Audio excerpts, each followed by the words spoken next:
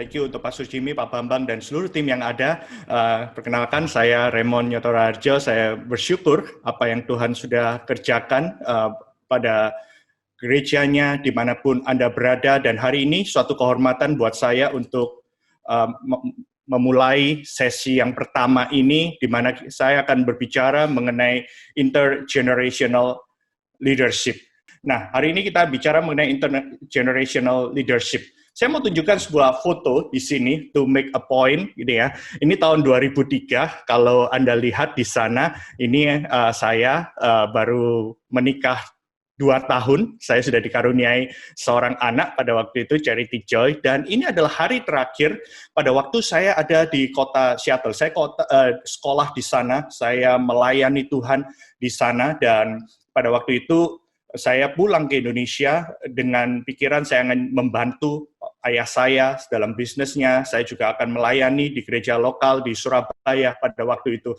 Nah, ceritanya adalah 2 bulan setelah itu, ini bulan Mei saya katakan, dan ini foto keluarga kami 2020. Jadi ini ada antara 2003 sampai 2020, saya sudah melayani Tuhan itu 17 tahun, dan saya sudah menikah 19 tahun. Ini istri saya Carmen, dan ini anak saya baru lulus SMA, dan ini anak saya namanya Joy, ini ada Marvel, ini umur 15 tahun, dia baru lulus SMP. Nah, saya mau ceritakan ini untuk make a point. Waktu hari terakhir itu, saya nggak ada pikiran untuk bisa mengembalakan. Memang saya punya panggilan sebagai hamba Tuhan, tapi saya nggak ada pernah kepikir untuk mengembalakan sebuah gereja at that moment pada waktu itu.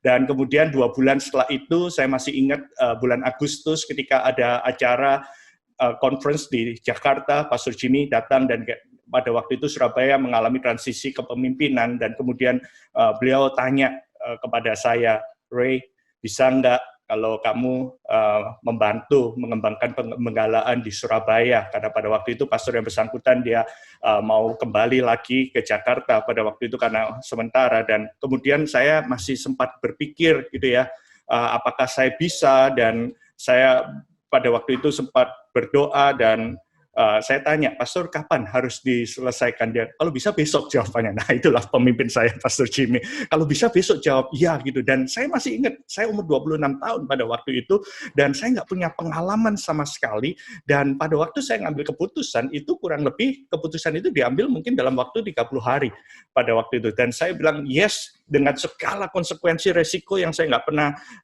pikirkan. Saya pada waktu itu berdoa, saya minta didoakan papa saya sempat ke Jakarta, saya bicara sama om saya masih ingat Pak Niko, waktu itu juga saya sempat bicara, saya berdoa, dan pada waktu itu saya bilang yes, dan akhirnya pada waktu Desember 2003 saya mulai mengembalakan di IFGF Surabaya sampai saat ini. Sudah 17 tahun saya mengembalakan. Yang saya mau make a point di sini adalah diperlukan intergenerational leadership. Keputusan saya itu kurang lebih hanya 30 hari, mungkin 40 hari.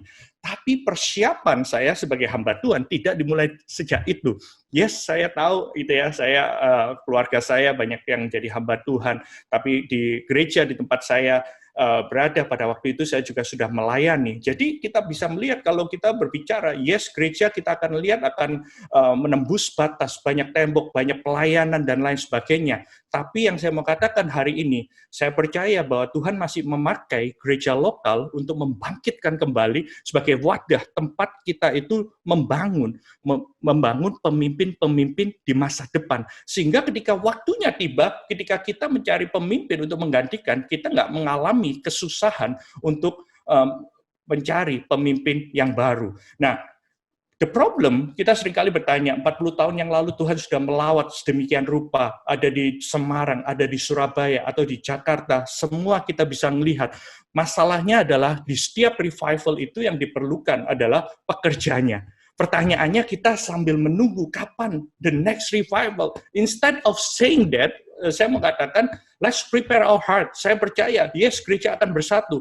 Tapi dalam bersatu, dalam sharing resources, saya percaya pada waktu zaman 40 tahun yang lalu, mungkin gereja nggak sefokus dalam mengembangkan, reach out, dan memuridkan. Tapi saya mengatakan bahwa sekarang Tuhan benar-benar Tuhan mengembalikan setiap pemuritan, setiap penjangkauan, dan pembentukan, mempersiapkan pemimpin-pemimpin itu pada gereja masing-masing. Karena itu, Yuk kita sama-sama melihat. Jangan terlalu think outside the box, but think inside the box apa yang Tuhan sudah taruh di dalam rumah kita, di dalam gereja kita masing-masing, dan Tuhan ingin berbicara bahwa tuaian memang banyak, tapi pekerja sedikit. Karena itu mintalah Tuhan yang mempunyai tuaian supaya mengirimkan pekerja untuk tuaian tersebut. Saya berdoa gitu ya, ada 3 pemikiran yang saya akan sampaikan dalam 15 menit ke depan gitu ya, untuk kita bisa sama-sama melihat apa yang Tuhan sudah kerjakan di gereja kita masing-masing. Nah, saya suka dengan kehidupan dari pemimpin Musa dan Yosua kalau di Alkitab itu. Nah, kita ngelihat di situ kenapa kok saya bisa lihat, karena Yosua menggambarkan second generation of leaders, transitioning. Tapi masalahnya juga kita bisa ngelihat bahwa era dari Yosua itu dimulai ketika Musa itu mati. Dan dalam era kepemimpinan, intergenerational leadership ini perlu waktu. Jadi bayangkan hidup dari Yosua itu 110 tahun, 40 tahun pertama itu di Egypt, 40 tahun kedua di padang gurun, tapi dia bisa memimpin 30 tahun terakhir dengan benar-benar sebagai militer, dia seperti panglima perang, di mana dia benar-benar melihat pekerjaan dan lawatan Tuhan. Makanya kita bisa melihat di sini bahwa Yosua adalah second generation leaders yang benar-benar melihat bahwa apa yang dilakukan pemimpin yang sebelumnya itu luar biasa, tapi dia looking forward, dia punya his own style dalam memimpin. Nah, makanya dilihat di sini dengan jelas bahwa hambaku Musa telah mati, bersiaplah seberangi sungai Yordan itu, engkau seluruh bangsa ini akan menuju negeri yang akan kuberikan kepada mereka. Nah, ada sesuatu yang mati. Saya percaya bukan karena Musa sebagai individu, tapi pola pikir, mindset, di mana attitude bangsa Israel pada saat itu. Secara cepat saya mengatakan bahwa setiap kali kita bicara soal revival, kita berbicara mengenai ada sesuatu yang mati. Kalau enggak, ngapain harus dibangkitkan? Mungkin zaman itu banyak gereja yang belum bisa memuridkan, tapi saat ini gereja Tuhan luar biasa. Kita bisa excited, bisa melihat generasi muda dibangkitkan.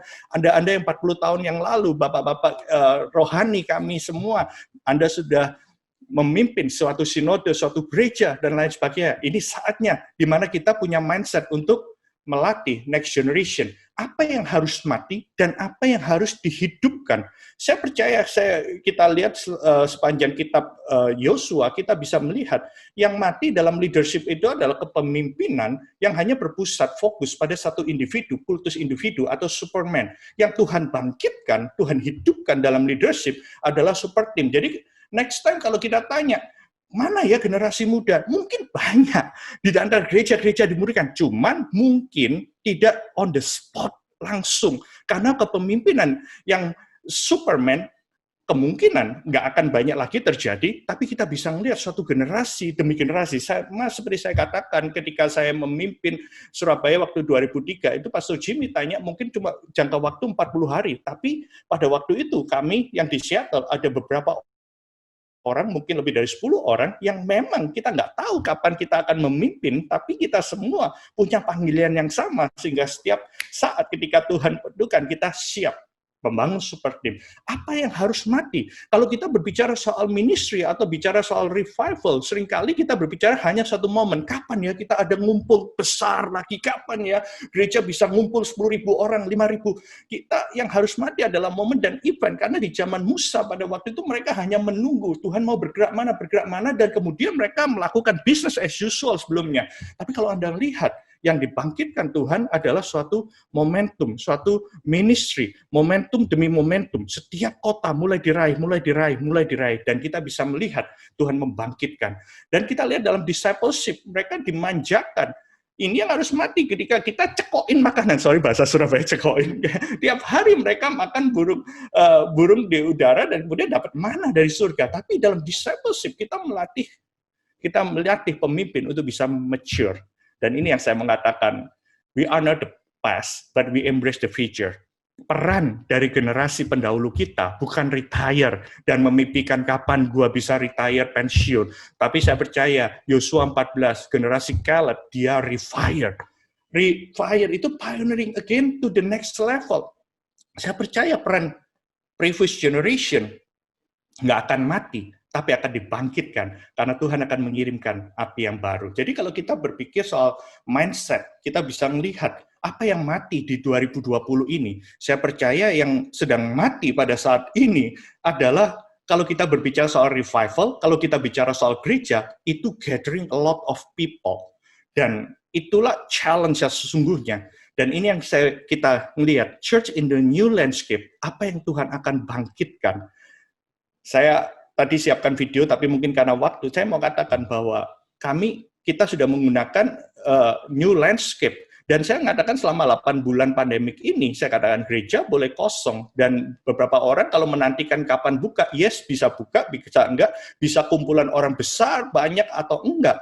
Tapi saya mengatakan bahwa justru di masa-masa ini, kita melakukan pengkaderan pemimpin paling banyak melalui teknologi. Begitu banyak orang mulai ngambil diri untuk dibaptis, untuk mereka mulai ambil step untuk dimuridkan, dan kita bisa melahirkan pemimpin-pemimpin yang baru justru di masa-masa ini. Apa yang sudah mati dan Tuhan ingin hidupkan, saya percaya, dimulai dari mindset kita, para pemimpin.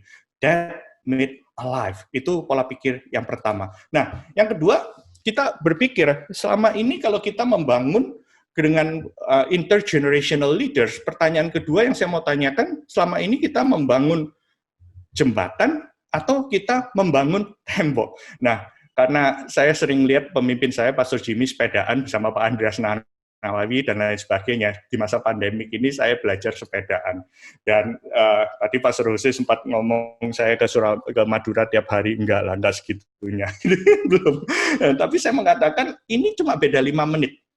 Ternyata Surabaya itu banyak tempat keren gitu ya. Nah, saya foto di sini bersama teman-teman. Jembatan Suramadu dan Benteng Kedung Cowo ini bedanya itu cuma 5 menit tempatnya. Tapi kita bisa melihat jembatan ini menghubungkan antara Surabaya dan Madura. Surabaya nggak akan jadi Madura, Madura tidak akan menjadi Surabaya. Tapi yang dibangun ini tahun 2009 diresmikan, itu jembatannya yang bisa connect antara dua pulau ini. 5 menit dari sana, kita foto-foto objek wisata yang bagus, ini cagar budaya. Ini sudah ada sekitar 105 tahun. Tapi di sini adalah benteng Kedung Cowo namanya, tembok di sini.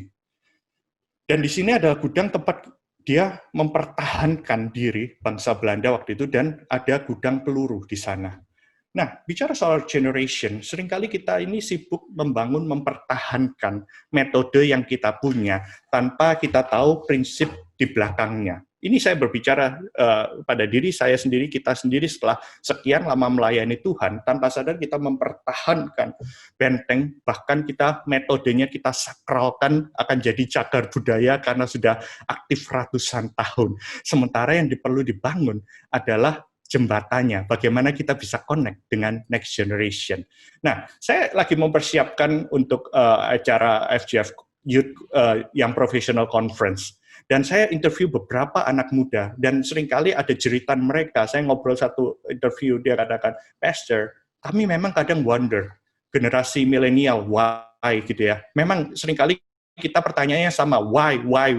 Saya dididik oleh generasi baby boomers. Dan baby boomers itu dia punya kebanggaan kalau anaknya itu nurut. Dia mau membanggakan. Jadi ada unsur di mana ketika saya taat itu karena ingin menyenangkan hati orang tua atau hati pemimpin. Tapi saya katakan, saya waktu ngobrol sama mereka, bagaimana membangun jembatan itu? Yes, kelihatannya mereka banyak pertanyaan, tapi waktu mereka bisa dijawab, mereka akan komit. Dia mengatakan satu orang, seringkali kita wonder, but not lost. Seringkali gereja, seringkali kita generasi yang pendahulu menuduh mereka terhilang. Makanya seringkali ada yang kita pernah baca buku, You Lost Me, gitu ya. Nah, tapi sebenarnya kalau kita bisa menjawab pertanyaan-pertanyaan, semua orang sama. Pertanyaan mereka tentang identitas jati diri. Mereka masih menyesuaikan, who am I really? Kalau kita bisa mengarahkan, dan saya katakan, you don't need many teachers, karena begitu banyak informasi yang kita bisa pelajari. Tapi perlu ada orang, mentor yang coaching dalam kehidupan kita, menjawab berbagai masalah tentang isu dalam kehidupan kita. Saya bersyukur, 17 tahun yang lalu ada orang yang percaya pada potensi saya. sebelum saya percaya pada potensi saya sendiri. Ada orang yang tahu tentang apa yang Tuhan bisa lakukan melalui diri saya sebelum saya sendiri confident, dan generasi ini membutuhkan orang-orang tersebut. Dalam hal ini, salah satunya adalah Pastor Jimmy sendiri dalam kehidupan saya ketika dia tahu banyak pertanyaan dalam diri saya, bagaimana saya akan menjalani kehidupan ini, bagaimana tentang apa arti relationship dan hubungan, dan lain sebagainya. Apa arti dan tujuan hidup ini? Can I make a difference? Bagaimana kita membuat legacy and significance, membuat perbedaan di dunia ini? Pertanyaan-pertanyaan ini yang mereka sering tanyakan. Dan seringkali kalau ditanya, aduh, kamu banyak pertanyaan, udahlah nurut aja, ikut. No, mereka memang wonder, but not lost. Kita ada dalam intergenerational leader untuk membangun jembatan yang menghubungkan, bukan membangun tembok yang mempertahankan pendapat kita sendiri, metode kita bagikan prinsipnya, kita wariskan kepada generasi berikutnya. Dan tempat yang terbaik itu sebenarnya adalah gereja lokal dimanapun kita berada. Persatuan gereja saya percaya akan ada, tapi we share resources dalam kehidupan kita antar pemimpin gereja. Nggak apa-apa, kamu nggak punya apa, kamu butuh apa, yes. Tapi saya percaya mereka perlu wadah, perlu rumah untuk bisa ditumbuh kembangkan. Mereka perlu excited mengalami revival di dalam rumah sendiri. Amin. Nah, yang terakhir, dalam 3 menit ke depan, yuk kita berpikir tentang leading together, not just passing the baton. Ini perkataan yang sering kita dengarkan juga. Bedanya apa? Kalau just passing the baton, kita nunggu sampai orang itu siap, baru kita bilang, oke, gantikan aku. Dan seringkali terjadi pemimpin udah 70, 60 tahun, yang dipersiapkan udah 50 tahun, 60 tahun, mungkin, atau 40 tahun. Gitu ya. Nggak salah, tapi mereka perlu experience, saya katakan. Waktu saya umur 20 tahun, saya dipimpin oleh generasi yang umur 40 tahun. Just in case saya berbuat kesalahan, saya jatuh tapi nggak tergeletak. Karena ada yang namanya leading together. Dan ini yang saya belajar. Dan kalau kita lihat di IFGF sendiri, di sinode saya, apostolik tim kita ada yang 60 tapi kelihatan 40, itu Pastor Jimmy sendiri, gitu ya. Ada generasi yang usianya 50, ada generasi yang 40-an, ada yang 30-an, bahkan soon umur 20-an, kita bisa duduk dalam satu board. Ada peristiwa leading together, not just passing the baton. Dalam gereja lokal kami, saya umurnya 40, baru 43 gitu ya, tapi kita sudah pemimpin yang 20-an, 30. I care leader kita, cell group leader kita rata-rata umur 20-an, cell group coach kita rata-rata 30-an, merit mentor kita rata-rata umur 40-an, dan generasi saya banyak, dan dari generasi ini kita menjangkau juga orang tuanya. Jadi orang tua masing. Jadi kalau Anda lihat, kita melihat bukan berarti kita nggak percaya bahwa ada orang tua, tapi pada waktu kita memulai nggak banyak. Tapi kita bisa melihat kehidupan yang diubahkan membuat orang tuanya curious dan mau masuk melihat menerima Tuhan Yesus, dan itu terjadi banyak karena intergenerational leadership. Dan kita bisa lihat di sini. Kita lihat di sini, ini kebetulan ini dalam tim pelayanan multimedia. Di tiap departemen kita bisa melakukan, ada selalu 3 atau 4 generation leading together. Ini dalam satu tim pelayanan multimedia, ada yang usia 30-an, ada yang 20-an, dan melatih mereka yang umur belasan tahun. Dan ini ada dalam satu tim, ada 3 generation, 4 generation. Hari ini kita online service, ini kita melihat dalam satu frame ini juga ada yang 30-an, 20-an, dan umur belasan tahun. Gitu ya. Jadi kita mulai latih, itu yang kita bisa lakukan, dan mungkin dalam segala aspek dalam kehidupan kita bisa lihat bahwa kita nggak cuma passing the baton, kita cuma suatu saat kita melihat gitu ya pemimpin yang jadi kita serah terimakan, tapi kita juga bisa melihat bahwa Tuhan sedang menaruh gitu ya generasi demi generasi. Ini diagram yang saya buat tahun 2018 yang lalu. Dan saya melihat, ini kata-kata di sana julukannya nggak penting, tapi kita bisa melihat bahwa sejak gereja kami udah 30 tahun crossing over, kita bisa melihat pembagiannya. Ada generasi yang pioneers yang sudah ada sejak gereja ini ada.